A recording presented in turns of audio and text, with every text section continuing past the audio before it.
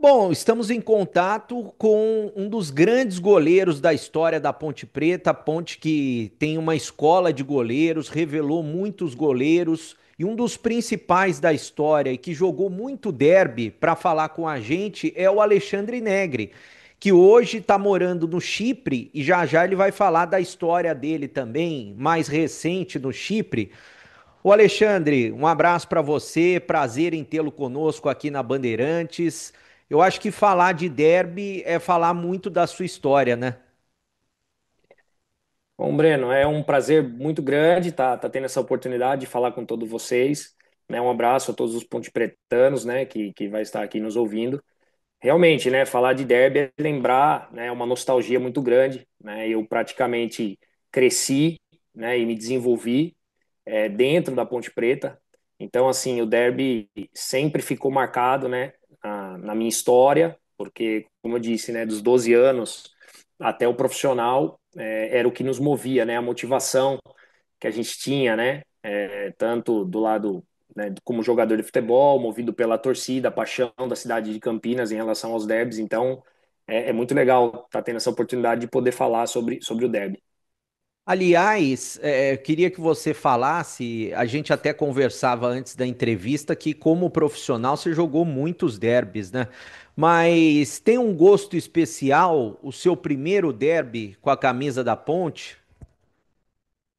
Ah, sem dúvida. É assim, como eu disse, né? Eu principalmente, né? Que fui formado na categoria de base, né? A minha chegada na Ponte em 92, a gente passou por muitas situações, né? Então a rivalidade, ela era criada já desde a categoria de base. Então, quando você passa muitos anos vivendo esse clima, né? Acaba encarnando essa situação do derby, né? Essa situação do campeonato à parte que se torna. Então, desde a categoria de base já era uma guerra, né? Era aquela semana diferente, a expectativa do jogo, né? Então tinha todo um entorno que se criava em relação ao derby, né? Você podia jogar contra São Paulo, Corinthians, Palmeiras, Santos nas categorias de base, mas o derby sempre foi algo diferente. Isso não tem como mudar, né? É a paixão que existe na cidade de Campinas em relação a isso. Então, o derby já era especial desde a categoria de base. Então, você imagina você vivenciar tudo aquilo ali durante todos aqueles anos, o sonho de se tornar profissional, e aí sim, né? Quando profissional, a expectativa do jogo, né? Para tanta gente, né? Porque na categoria de base, você está jogando ali para poucas pessoas verem, né? Você está vivendo o clima, mas é diferente você ter um jogo de casa cheia como profissional, né? E eu tive a oportunidade de disputar o meu primeiro derby muito novo, né? Principalmente sendo goleiro, uma posição bem difícil, né? De uma cobrança enorme, como você disse, né? Bem colocou, pela história, a tradição, por exemplo, né? Da Ponte de formar goleiros. Então essa pressão também vinha com a gente desde a categoria de base. Então a responsabilidade era muito grande. E aí o primeiro derby é lógico que gera aquela ansiedade, não tem como negar. Eu tinha 20 anos, né, no meu primeiro derby, que foi em 2001. Então, assim, é um momento especial, muito especial. Aliás, um derby totalmente diferente do que esse que a gente vai vivenciar agora, porque os dois times estavam na Série A do brasileiro, né? Dois times do interior na Série A, como é a tradição, tanto da Ponte quanto do Guarani. E o que que você se lembra de positivo em relação a esse derby, né? Você até citava antes da entrevista o derby que o Léo foi expulso do lado do Guarani, o Rodrigo foi expulso do lado da Ponte Preta, o derby foi 1-1 e grandes jogadores dos dois lados, né? Do seu lado tinha Washington, tinha Macedo, tinha Piá, tinha Mineiro, tinha Elivelton, tinha Marco Aurélio e o técnico era o Vadão que nunca perdeu um derby, né? São realidades totalmente diferentes, né? Como eu disse, eu tive uma sorte, vamos dizer assim, né, muito grande de ter participado do primeiro derby, justamente na Série A.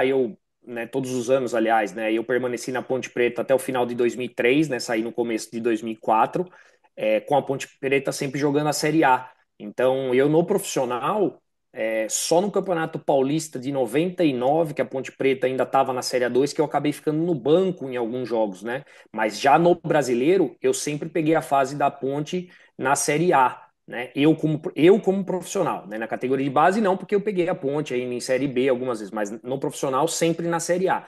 Então, é completamente diferente, né? As equipes estarem disputando a Série A e hoje a situação que se encontra as duas equipes na Série C. Então, assim, era um ambiente fantástico, né? Eu joguei esse primeiro derby atípico. Você vê, é a questão da rivalidade, né? A expulsão que houve no jogo não tem nada a ver com o jogo em si, né? É a questão da provocação, a flor da pele, nervosismo, né? A gente tinha ali, como o Rodrigo, eu, alguns jogadores que já vinham da base. Então, é como eu te disse, já vem uma situação desde a categoria de base e às vezes, num jogo desse, acabava que por uma falta de experiência acontecia esse tipo de situação, de expulsão sem motivo nenhum, né?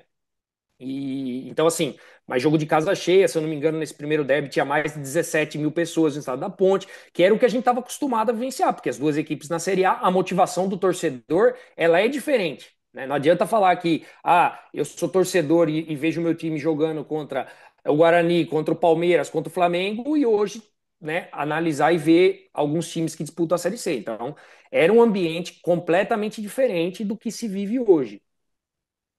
Agora, com relação ao seu segundo derby, né? Que foi, eu acho que, muito marcante pela defesa do pênalti do Edu Dracena, 45 do segundo tempo.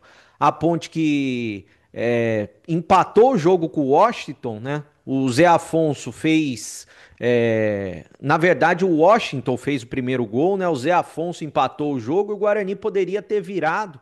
45 do segundo tempo, um jogo que valia muito para o Guarani também, né?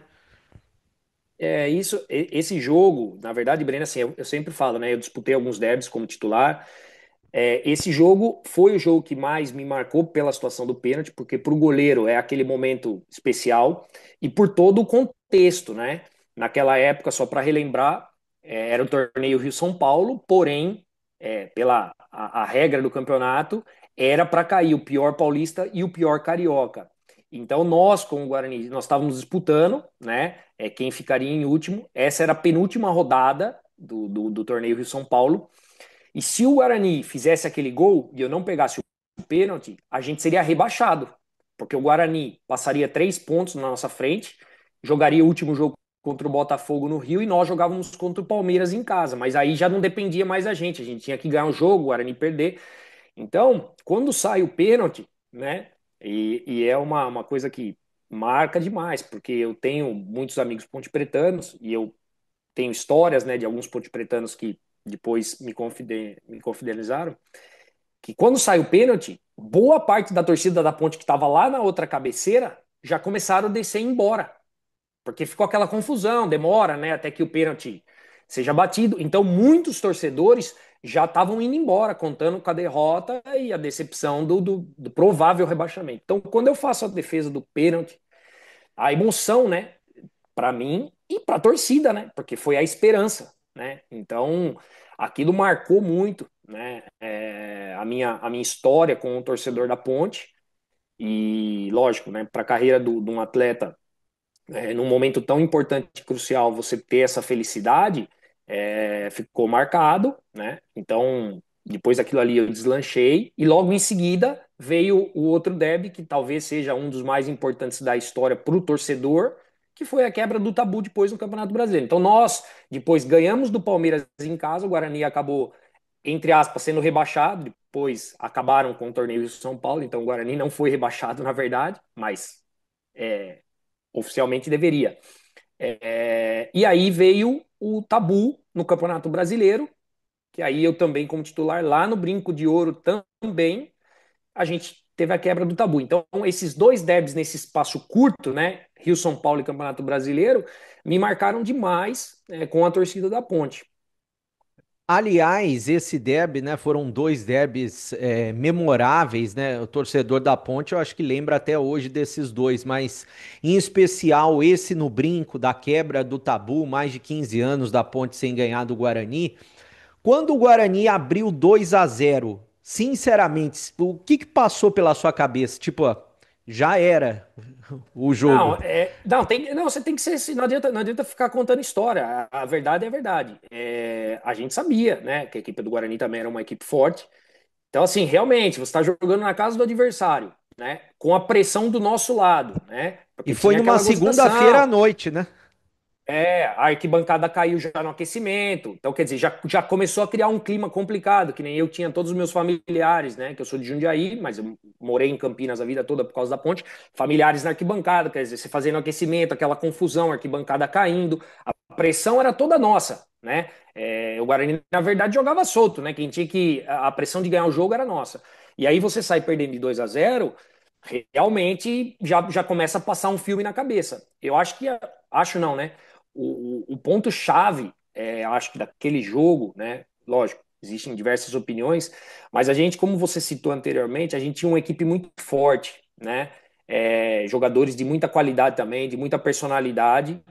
E o ponto crucial foi empatar ainda antes do intervalo. E aí nós revertemos a situação, porque o 2-0 deixava o Guarani numa situação cômoda, pressão do nosso lado que ninguém acreditava que a gente poderia ganhar aquele jogo, saindo perdendo 2-0, mas o empate antes do intervalo reverteu, porque nos motivou de mostrar, não, peraí, nós somos fortes, nós vamos conseguir, nós somos pro vestiário inflamado, e a equipe deles baqueou, porque eles não esperavam, né, o empate assim tão rápido, né? Parecia que estava confortável. Então eu acredito que o ponto-chave daquele jogo foi o empate ainda antes do intervalo, porque aquilo deu moral pra caramba pra gente.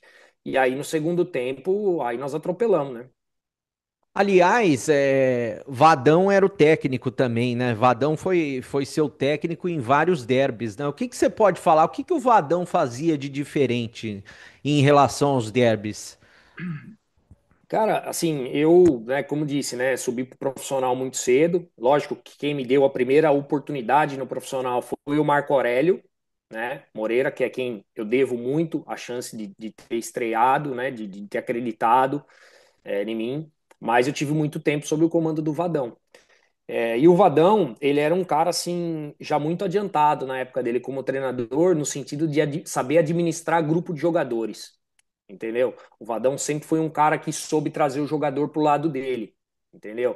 Já na parte motivacional, mas principalmente isso, saber gerir grupo de jogadores, né? Que é o que se fala muito hoje no futebol, se discute muita coisa, mas o que se chegou à conclusão hoje em dia é que os treinadores de sucesso, né, na maioria, são aqueles caras que sabem administrar os jogadores, porque dentro de um grupo, muita personalidade, muito caráter diferente, ego, né? Então, o Vadão era um cara que sabia lidar muito bem com os jogadores. Eu acho que esse que era o grande ponto positivo do Vadão como treinador. E da época que você jogou derby, principalmente no profissional, quem que era o jogador que você sente que era o cara que mais incorporava a derby dentro do time da Ponte Preta? Então, assim, eu na minha época, né? Porque eu falo porque a gente era jovem, né? Mas a gente já tinha uma gana, era muito diferente de hoje, tá? A gente tinha uma gana gigantesca, meu. Então, assim, eu falo, eu não posso citar muitos nomes porque são tantos, se você até perde. Hoje você não consegue contar numa mão. Mas na Hoje o minha cara, época, até para fazer uma comparação, o cara vem jogar no Guarani ou na Ponte, ele joga um derby como se fosse jogar contra, o igual a jogo Ponte vai jogar normal. com o Floresta, com o Náutico.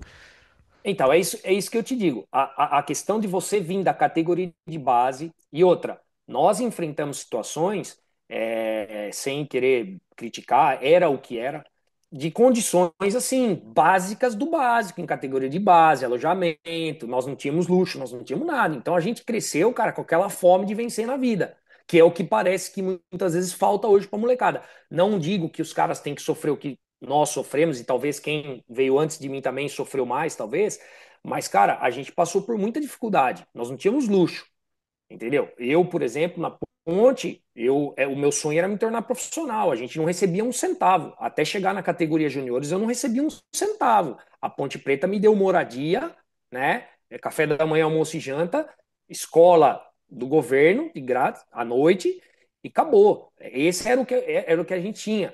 Então, todo mundo tinha que brigar pelo seu lugar ao sol. Então, como eu te disse, quando você vem de uma situação assim, passando por dificuldades e querendo crescer e visualizando ser jogador, entendeu? Vendo ídolos que subiram da categoria de base, se deram bem no profissional, e você fala, meu, eu também vou querer isso aí, cara, é isso aí que eu quero. Então você cria uma personalidade de na hora de chegar no profissional, você chegar já com um culhão de falar assim, meu, eu tô aqui, acabou, não tem negócio de que é 19, 20 anos, não. Eu vou para cima. Então, nós subíamos com muita personalidade já, porque criávamos isso desde a categoria de base, pelas dificuldades, pela luta, pelo sonho de se tornar. Não tinha essa geraçãozinha Nutella, de frescurinha para tudo e tal. A gente já vinha cascudo da categoria de base. E aí, como eu te disse, eu dei muita sorte, né? A minha geração, eu dei muita sorte, porque quando eu subi profissional, cara, os jogadores que tinha na Ponte Preta, cara, Ronaldão, como você disse, pô, André Santos, Elivelton, pô, Dionísio, que era da categoria de base, pô, aí já tinha o Piá, tava chegando, quer dizer, pô, Macedo, o Washington, pô, se eu for falar Mineiro, Fabinho, cara, nós estamos falando de quantos jogadores que, onde esses caras jogaram depois? Nós não estamos falando de jogador mais ou menos que passou na ponte ali como a maior equipe. Não, nós estamos falando de caras que seleção brasileira, time grande, título mundial. Então, eu tive essa sorte, porque com certeza isso contribui demais para o meu sucesso, vamos dizer, dentro da ponte. Por quê? Porque você tá do lado só de cara bom, cara, te facilita. E esses caras te acolhiam. Lógico, você tinha que ter personalidade, senão você não jogava. Na ponte não adianta. Se não tiver personalidade, não joga. Não joga. Então, e como eu te disse, como goleiro, duas vezes mais a pressão do jogador. Goleiro na ponte, eu fui o 11º, se eu não me falha a memória, da escola de goleiros da ponte a ser convocado para a seleção brasileira. Então você imagina a pressão, por quê? Porque a ponte tinha tradição. Além da pressão de se jogar na ponte, goleiro tinha que ser bom, por quê? Porque o histórico era de muito goleiro bom formado na categoria de base. E eu tinha ainda um elemento extra, que era a minha estatura, né? Que é uma coisa interessante, que se depois você quiser, a gente pode até comentar sobre isso, que é uma situação bem legal de se falar. Então, eu tinha toda essa pressão, mas personalidade, cara. E foi isso que me contribuiu muito. Aliás, né, você falou dessa questão da estatura. O que que a estatura influenciou? Se eu não me engano, você tem 1,83 m. E eu até ia tocar nesse assunto, porque pela sua altura, o tanto que você jogou é algo diferenciado, né? Mas é assim, isso é um assunto legal de se falar. É, é engraçado, né? Eu passei a minha vida na ponte. Até eu estrear no profissional, nunca ninguém questionou a minha altura. Eu sempre fui um cara, como eu te disse, eu fui convocado para a seleção brasileira em 95, sub-15, que era a preparação para sub-17. Joguei com o Ronaldinho Gaúcho e tal. Ninguém falou nada. Quando eu fui estrear no profissional, a primeira matéria que saiu na mídia é Alexandre Neg, goleiro de 1,83 vai estrear. Então você imagina a pressão que é você passar praticamente 7 anos jogando todas as categorias de base. Fui eleito goleiro revelação da Taça São Paulo de 99. Nunca ninguém questionou a minha altura. Quando eu fui estrear no profissional, foi levantado que o Alexandre Neg, um goleiro de estatura baixa. Só que, cara, eu sou um cara que agradeço todos os treinadores de goleiro que eu tive na categoria de base da Ponte. Posso citar alguns: Chicão, Amauri, finado André Dias, teve comigo. Então, assim, nós trabalhávamos demais, demais. E eu sou um cara que sempre me cobrei muito na parte técnica. Eu não tinha muita estatura, mas eu sempre fui um cara muito explosivo, muito rápido. E eu tinha uma característica já lá atrás de muita facilidade de jogar com os pés, coisa que poucos tinham. Então isso foi assim um diferencial, né? E então fazendo um comparativo com hoje, né, para responder a pergunta que você fez, é lógico que as pessoas acham que goleiro tem que ter no mínimo 1,90 m e essa conversa aqui é muito polêmica e tem os defensores daqui e de lá. Mas se você analisar, o seguinte, o goleiro ele depende de muitas características. A altura ela é importante? Sem dúvida. Se você puder encontrar um goleiro com uma estatura boa e que tenha todas as qualidades necessárias, é interessante. É lógico que é o ideal. Agora, pode ver aí, equipes grandes no mundo até hoje, em 2025, jogando com goleiros de 1,83, 1,85 e os caras sendo os melhores do mundo também. Então, eu não concordo em achar que goleiro só tem que jogar goleiro alto. Não, não. O alto tem que jogar realmente, se ele for capacitado e for muito melhor do que o outro. Porque, para mim, se eu tiver um goleiro de 1,93 m e um de 1,86 m, o de 86 for melhor, vai jogar o de 86. Não pode jogar o de 93 só porque ele é alto. Ele tem que reunir todo o pacote de um bom goleiro para poder jogar. Né? Existe o ponto fraco, talvez, do que é um pouco mais baixo, sim. Assim como o mais alto também tem os seus pontos fracos. Agora, antigamente, principalmente sem embasamento e sem prova, se criou essa cultura de achar, não, o goleiro tem que ter mais de 1,90 m, senão não joga. Peraí, mano. Olha hoje no futebol aí os goleiros que têm jogado em algumas equipes, e eu não vou citar aqui nomes, porque senão eu vou te dar uma lista enorme e alguns vão concordar, outros não, mas são fatos. E contra fatos não tem como você falar. Hoje o Sommer, vamos colocar na moda, né? Para não falar de Casillas e começar a voltar. Hoje o Sommer, que é o goleiro da Inter de Milão, é considerado sempre um dos melhores goleiros do mundo com 1,83 m. Quer dizer, o cara não pode jogar? Ah, mas ele é exceção. Não, mas não é exceção. Se você começar a colocar, você vai ver vários abaixo dos 1,90 m que são fodidos. Só que os caras querem falar só dos que tem mais para justificar que só deveria. Não, para mim não existe. Eu acho que é importante, mas isso não é o que vai definir quem joga e quem não joga. Aliás, e você é especialista para falar nessa situação, você que trabalha até hoje com o futebol, e muita gente não sabe que você está aí no Chipre, né? E eu gostaria que você falasse um pouquinho como que você foi parar aí no Chipre, em relação também ao seu trabalho atual. Então, Breno, é uma história, né? Eu praticamente estou aqui uma vida, né? São 18 anos que eu tô aqui. Eu vim jogar, né, no Chipre, depois que eu saí da Ponte, eu acabei tendo uma oportunidade de ir para a França, voltei para o Brasil no Fortaleza. Tive uma passagem bem rápida na Romênia, e depois eu fui para a Grécia, porque o que, que aconteceu? Quando eu fui para a França, eu tive uma situação de passaporte europeu, né? O meu contrato na França dependia, do passaporte europeu. Enfim, por uma história longa, acabou que meu passaporte não ficou pronto, né, no prazo que precisaria ficar pronto, e eu acabei tendo que voltar para o Brasil, que foi justamente quando eu fui para Fortaleza. Logo depois, eu já tinha o passaporte na minha mão e gostaria, né? Queria, era um sonho, né? Ter a oportunidade de jogar na Europa. E a primeira possibilidade que veio depois de perder esse timing da França, que foi logo depois que eu saí da Ponte, que era o melhor momento que eu estava passando, acabou a oportunidade primeira que me surgiu foi na Grécia. Então, assim, eu passei uma temporada na Grécia, numa equipe que é muito boa, né? O Aris Thessaloniki. A gente acabou classificando até para a Europa Liga na época, e depois acabou aparecendo uma proposta para vir para o Chipre. Eu, particularmente, também não conhecia o futebol do Chipre, apesar que o Chipre está muito pertinho aqui da Grécia, e só conhecia o país, né? Sabia que era uma ilha no Mediterrâneo, lugar muito bonito, qualidade de vida muito boa. E aí eu encarei o desafio de vir para cá, no Chipre. Então, joguei aqui por alguns anos, acabei recebendo um convite de me naturalizar para poder também jogar na seleção do Chipre. Na época foi feita uma consulta na FIFA, porque eu também tive na seleção brasileira olímpica, mas como o torneio que eu disputei pela seleção olímpica era um torneio da CONCACAF e não era um torneio UEFA, então a UEFA autorizou que eu pudesse ser naturalizado cipriota e jogar na seleção do Chipre. Então, em 2015, eu já estava com 35 anos, porque você tem que cumprir um prazo de anos no país para você poder ter, né, a, a cidadania local. Então, eu fui naturalizado, acabei sendo convocado quase 2 anos, disputando qualificação de campeonato europeu pela seleção do Chipre. E logo em seguida, quando eu decidi encerrar a carreira, já me apareceu o convite de trabalhar como treinador de goleiros, aqui mesmo, né? Então aí eu já engatei, né? Não pensei muito, acabei já engatando, comecei o trabalho como treinador de goleiros e aí vim até hoje, né, trabalhando como treinador de goleiro. Então essa que é a história resumida minha aí do Chipre. Bom, eu imagino que você continua acompanhando a Ponte Preta e vai acompanhar esse derby.